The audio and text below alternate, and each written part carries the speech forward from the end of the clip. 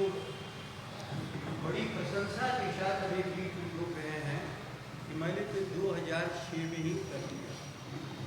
मैं अन्य बातों पे नहीं जा रहा हूँ, नेता प्रतिपक्ष सामने रखें। उसके साथ ये भी कह रहे हैं कि बिहार में कभी भी मिनिमम सपोर्ट प्राइस किसानों को नहीं दिया जाता था 2006 से पहले।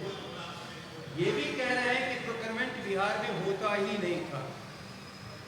आप लोग के माध्यम से न केवल मुख्यमंत्री जी को बल्कि बिहार की जनता जिसके सामने वो खड़े होकर बात कह रहे हैं, मैं याद दिलाना चाहता हूँ कि बिहार में प्रोक्योरमेंट आदरणीय लालू जी की सरकार के समय में 1994 में शुरू हुआ था, जिस समय रघुवंश बाबू राज्य मंत्री बड़ी मुश्किल से उस समय इस कार्यक्रम को जो 65 से चल रहा है देश के पैमाने पर 1994 में बिहार में लगा और बिहार की अर्थव्यवस्था को दिशा मिली थी, खेती के उत्पादन की कीमत मिलनी शुरू हुई थी, गांव में खुशहाली आई थी, बिहार के मजदूरों का पलायन रुका था और 2006 तक मिनिमम सपोर्ट प्राइस के माध्यम से बिहार के सभी किसानों को एक स्तर पर कीमत धान और गेहूं का बना के रखा जाता था। लेकिन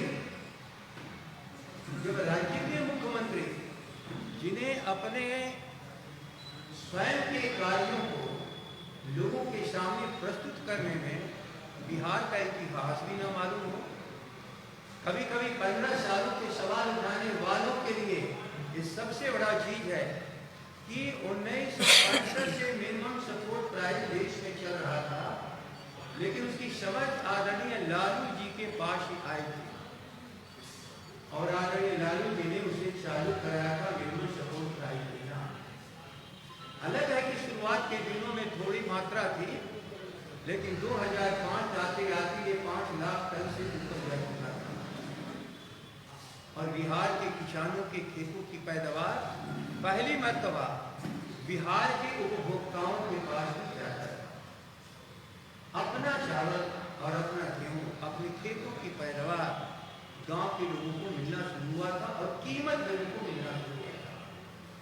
अब मुख्यमंत्री जी को एक बात समझ में नहीं आ रहा है, बाजार समिति की खात्मा जब उन्होंने असेंबली में बिल लाया था, उस समय भी राष्ट्रीय जनता दल ने कहा था कि आज जो परिणाम सामने दिख रहा है प्रोसीडिंग का पार्ट है। राष्ट्रीय जनता दल ने कहा था कि काम मत करिए, इस देश के कानून के मुताबिक यह किसानों का पावर सेंटर है और किसानों के पावर सेंटर को खत्म करना कहीं से कुछ नहीं है। लेकिन जिस पर आकर के उन्होंने इस चीज को खत्म किया, लेकिन आज तक उनको ये समझ में नहीं आ रहा है एमएसपी एक अलग विषय है और बाजार समिति अलग विषय है। ये ठीक है कि सब पर एक साथ हमला हुआ है और उस हमले के क्या परिणाम होंगे, क्यों इस देश का किसान सड़कों पर आया है, क्या आगे रणनीति होगी महागठबंधन और राष्ट्रीय जनता दल की। मैं संक्षेप में अपनी बात को समाप्त कर रहा हूँ। केवल याददाश्त नीतीश कुमार जी को राजी करने के लिए कि 94 से लेकर 6 तक 12 साल जो योजना चली है उसको इन्होंने जहन्नुम में मिला और आज के दिन कृषि किसान को एमएसपी पिछले 10 सालों से नहीं मिल रहा है। ये लूट का कारण, लूट का आधार बन गया है और खेतों में जब पैदावार की कीमत नहीं मिलेगी तो मजदूरों को काम ही नहीं मिलेगा और पलायन होता रहेगा। पलायन का कारण भी है कृषि अर्थव्यवस्था को डूबती हुई व्यवस्था, जिसके कारण आगे क्या रणनीति होगी, क्या बुरी समस्या है, क्या ये नीति है, कहाँ परेशानी है, मैं अनुरोध करता हूँ आदरणीय तेजस्वी जी से कि आप सबके समक्ष अपनी पूरी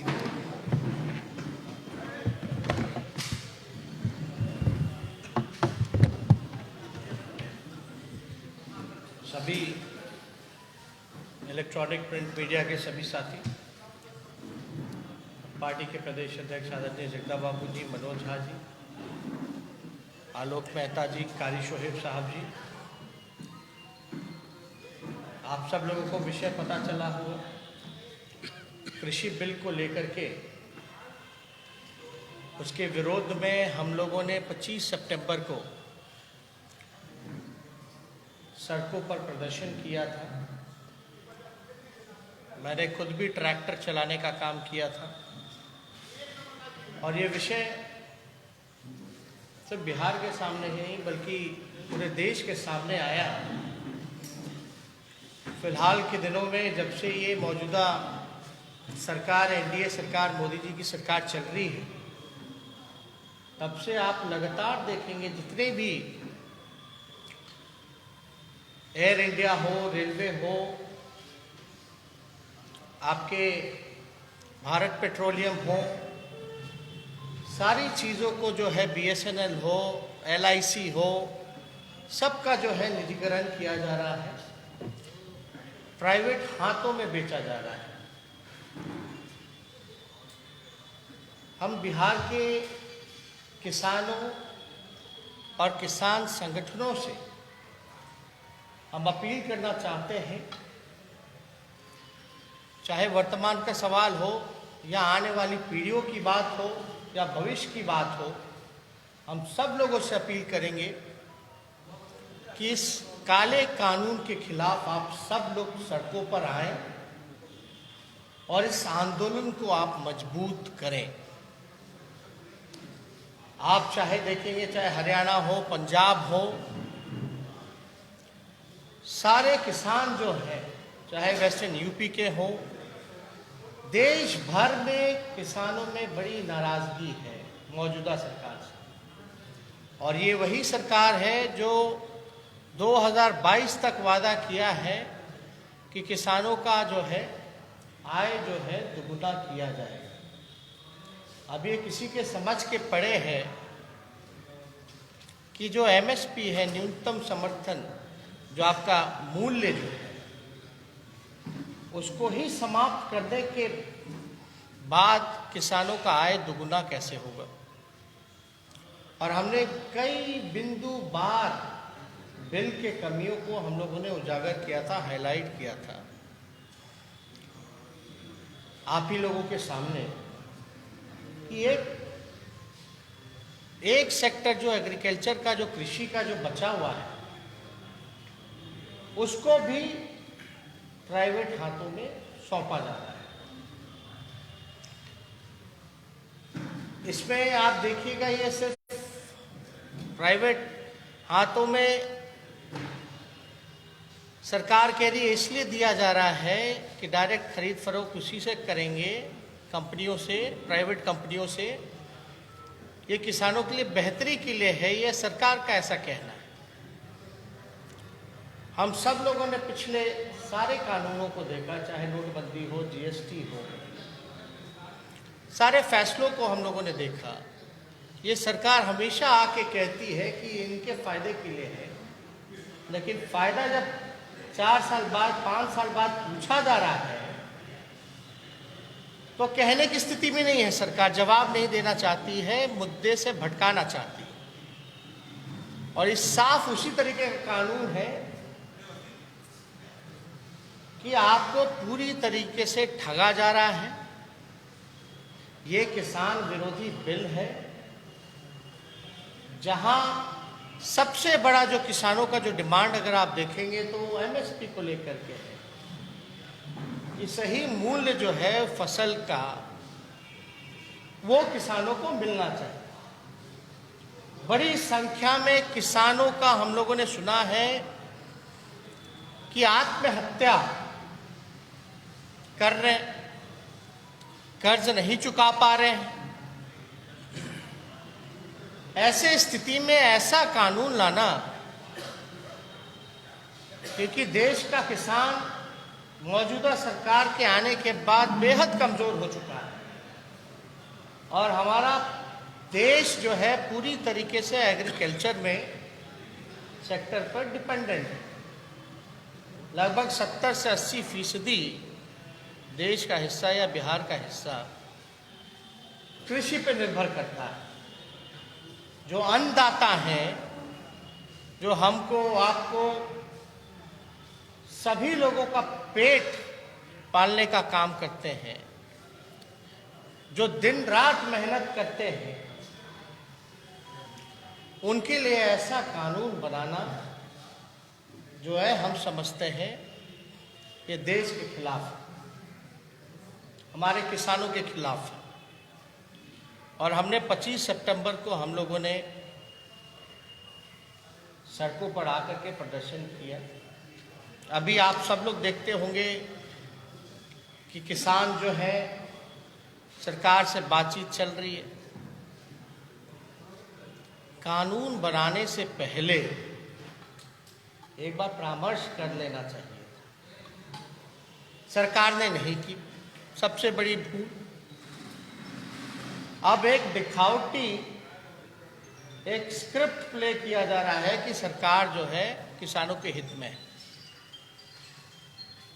जब सरकार कह रही है कि एमएसपी जो है न्यूनतम समर्थन मूल्य दिया जाएगा, तो लिखित तौर पे हमारे किसान भाइयों को क्यों नहीं दिया जा रहा?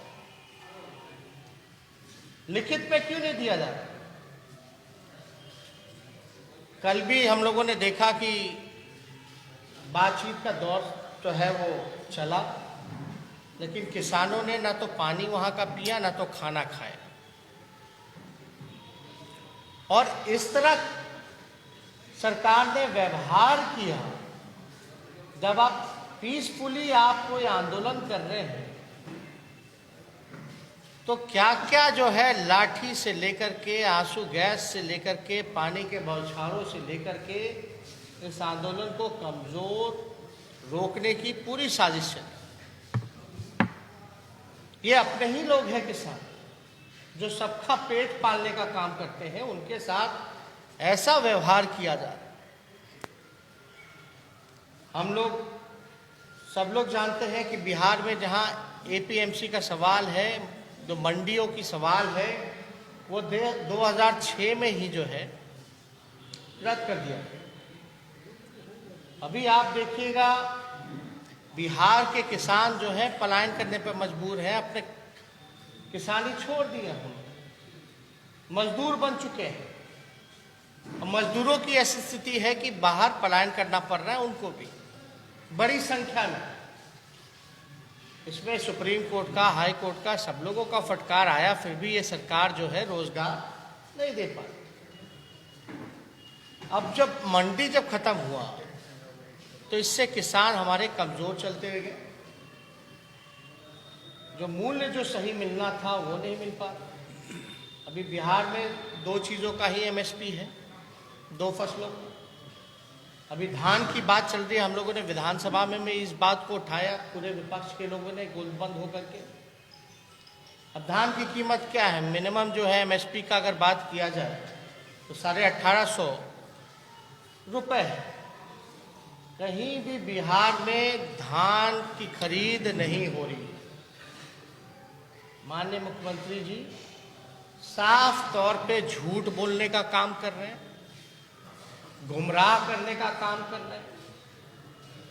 ये कृषि रोड मैप बना रहे हैं, लेकिन उनको तो ये भी आंकड़ा देना चाहिए बिहार के लोगों को कि आखिर कितने मूल्य पर कौन कौन सी फसलें जो है किसान जो है खरीद रहे हैं।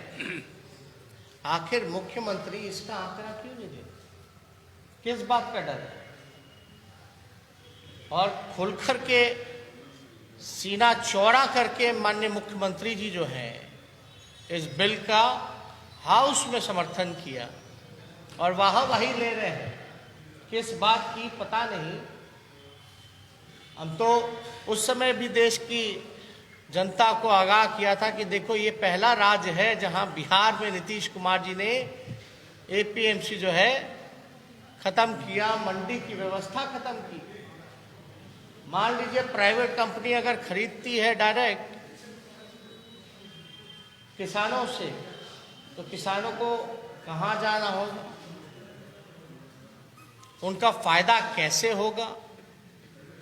और नेगोशिएशन में अगर बात फंसेगी तो तो कितने लेवल पर उनको जाना होगा।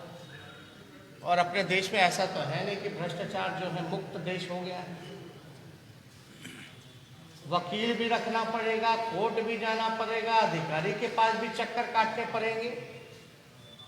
कंपनी वालों को तो कुछ नहीं करना पड़ेगा। तो इस हिसाब से तो किसानों के लिए तो कोई व्यवस्था ही नहीं की गई है इस बिल में। और आप तो देखेंगे बीजेपी की बड़ी सहयोगी, सबसे लंबे दौर से जो सहयोगी दल रही अकाली दल, उनके भी एक मंत्री जब केंद्र में मंत्री थे, अभी बिल आने से पहले ही इस्तीफा हुआ। अब तो पद्म भूषण से लेकर के सारे अवार्ड जो है, चाहे खिलाड़ी हो, चाहे कलाकार हो या बड़े समाज सेवी हो, सब लोग पुरस्कार जो है वापस कर रहे हैं। फिर भी ये सरकार को समझ में नहीं आ रहा। देखिए, डेमोक्रेसी में खतरा है। और पहले ऐसी परंपरा हमेशा से रही है कि जब भी कोई बात आंदोलन हुआ है तो सरकार जो है बात करती रही है, कम्युनिकेशन रहता है। अब तो मौजूदा सरकार से कोई कम्युनिकेशन नहीं है। और इतनी बड़ी समस्या देश के सामने आई है और प्रधानमंत्री जी गायब हैं। क्या प्रधानमंत्री जी को किसानों की बात मिलकर के सुननी चाहिए थी कि नहीं सुननी चाहिए थी? और हालांकि जब भी जनप्रतिनिधियों का ये काम होता है कि जनप्रतिनिधि चुन के आते हैं, लोगों के द्वारा चुन के आते हैं, तो वो फैसला जनता का होना चाहिए, ना कि किसी एक इंडिविजुअल का फैसला होना चाहिए। कोरोना काल है, प्लेन चल रहा है लेकिन ट्रेन नहीं चल रहा। क्या कारण है? क्योंकि रेलवे को निजीकरण कर दिया गया। बल्कि स्कोप ज्यादा ट्रेन में ज्यादा है फिजिकल डिस्टेंसिंग का, अगर प्लेन की मुकाबले या बस की मुकाबले या कार के मुकाबले बात की जाए तो। कोरोना के आड़ में सभी लोगों को जो है बर्बाद किया जा रहा है मौजूदा सरकार। चाहे देश के नौजवान हो, किसान हो, मजदूर हो, व्यवसायी हो, किसी की पूछ इस मौजूदा सरकार में नहीं हो रही। पूछ तो दूर की बात, कम से कम उनका अधिकार दिलाने की जो बात होनी चाहिए वो भी नहीं दी जा रही है। उनका अधिकार नहीं दिया जा रहा। तो हम लोग लगातार इस चीज को लेकर के चिंतित हैं कि ये कोई मौजूदा स्थिति की बात नहीं। जब किसान के पास जमीन ही नहीं रह जाएगा तो किसान करेंगे क्या? ये पीढ़ियों की बात है। जहां 70 से 80% देश हमारा डिपेंडेंट एग्रीकल्चर क्षेत्र में है, तो क्या भयावह स्थिति होगी। हम लोगों को भविष्य की भी चिंता करनी चाहिए। इसलिए हम लोगों को लगा कि हम बिहार के किसानों और बिहार के संगठनों से आपके माध्यम से अपील करें कि सब लोग एकजुट होकर के सड़कों पर आएं और इस आंदोलन को जो है मजबूत करें। और हम लोगों का दायित्व ज्यादा बनता है। सब लोग, हमारे पार्टी के लोग लगातार हम लोग इस चीजों को देख रहे हैं और हम लोगों ने विमर्श भी किया है सभी नेताओं के साथ। कल हम लोगों ने धरने का प्रदर्शन करने का फैसला किया है और जगह और समय जो है आपको कुछ देर में आप लोगों को बता दिया जाएगा। आप ही बता दें। नहीं, पटना पटना में, क्योंकि हम गांधी मैदान में कल 10 बजे से धरना, भारतीय जनता दल गांधी मैदान में गांधी जी की मूर्ति के क्योंकि ये गांधी के विचारों पर सबसे बड़ा हमला है, और जिन्हें सबसे बड़ा आधार भारत का मानते थे, गांव को, खेती को, किसान को, उस पर यह हमला है। इसलिए प्रतीकात्मक हम सबों की कोई शुरुआत तेजस्वी जी का नेतृत्व में कल धरना के माध्यम से गांधी मैदान के गांधी जी की मूर्ति के पास से शुरू होगी। गांधी जी का जिक्र चला, आप लोग सब लोग जानते हैं गांधी जी को महात्मा चंपारण की धरती ने बनाया। नील की खेती जो अंग्रेजों का द्वारा जो कराया जाता था, आज तकरीबन वही स्थिति है कि आपको मजदूर भी बना करके छोड़ा जाएगा, आपको काम करना है, लेकिन उनको सम्मान और अधिकार जो बनता है वो नहीं दिया जाएगा। तो एक बड़ा विषय हम लोगों के सामने है, और हमको लगता है कि सरकार जब कहती है तो लिखने में, लिख के देने में कोई दिक्कत नहीं होनी चाहिए। अब सरकार ऐसी हो रही है, बिहार की सरकार, मुख्यमंत्री जी को देख लीजिए भाई। सदन में आप सब लोगों ने रिकॉर्डिंग देखा होगा, कमेटी बनाने की बात की गई थी कोरोना को लेकर के। सदन को ही जब झूठ और गुमराह कर दिया जाता है, जहां बातें नहीं सुनी जाती है, केवल मीडिया में बैठ करके हवा बनाया जाता है, ये हो रहा है, वो हो रहा है, तो लोग विश्वास कैसे करेंगे? लगातार हम लोगों का गला फट गया चीख चीख करके, कोई सवाल का जवाब ही नहीं मिलता। अगला सत्र में मिलेगा, अगला सत्र में मिलेगा जवाब। अरे जवाब होगा तब तो मिलेगा। तो ऐसे सरकार जो झूठी सरकार हो, सदन को ही गुमराह किया जाता है। मतलब पहली बार एक परंपरा चल पड़ी है एनडीए सरकार में, झूठ बोलो, मजबूती से बोलो, शानदार बोलो और बार बार बोलो।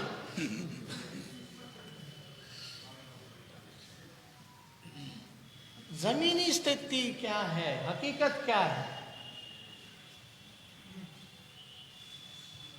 जो अधिकारी दिया उसको पढ़ करके बोल दिया गया, मास्क मत लगाओ, ये मत लगाओ, वो मत लगाओ। फिर बोलते हमने तो बोला ही नहीं, जो दिया वो पढ़ लिया। वही काम हो रहा है। आप किसके लिए हैं? आप देश की जनता के लिए हैं, बिहार की जनता के लिए हैं। जब बिहार की जनता परेशान है तो आप उस पर लाठीचार्ज करवाते हैं, किसानों पर, नौजवानों पर।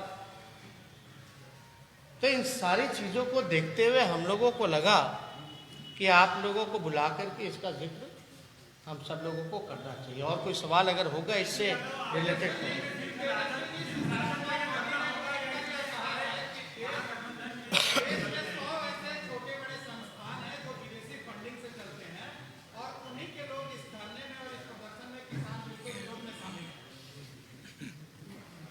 देखिए, उन पे हमको कोई टिप्पा टिप्पणी नहीं करना।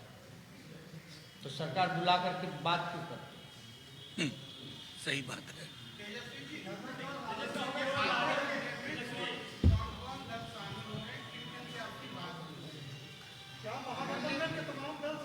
नहीं,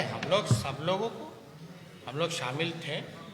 बिहार विधानसभा में भी आप लोगों ने देखा होगा, धान की खरीद को लेकर के साझा हम लोगों ने जो है प्रश्न उठाए थे विधानसभा में, और इसमें सभी लोगों को अभी फैसला हुआ, सब लोगों को न्योता दिया जाएगा। और ज़रूर हमारी जो चुनाव में जो लड़ाई थी, किन मुद्दों पर थी?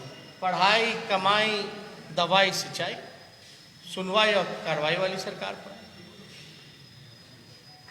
तो हम लोग तो इस मुद्दे के साथ चुनाव में हम लोग गए, तो हम लोग सब लोग साथ हैं, मजबूती से साथ हैं। Thank you, thank you. Bhajpa के सहयोगी, आपके भी सहयोगी है कांग्रेस। पंजाब के मुख्यमंत्री का कल बयान आता है कि इस बिल के जरिए एंटी नेशनल गतिविधि को पंजाब में बढ़ावा दिया जा सकता है। कैप्टन अमरिंदर सिंह का कैसे देखते हैं आप? ऐसा नहीं कहा है बयान। देखिए, हमने एक तो बयान सुना नहीं, और कोई चीज़ बिना सुने हुए, देखे हुए, बिना जांचे हुए कोई प्रक्रिया देना ठीक नहीं है। थैंक यू, शुक्रिया।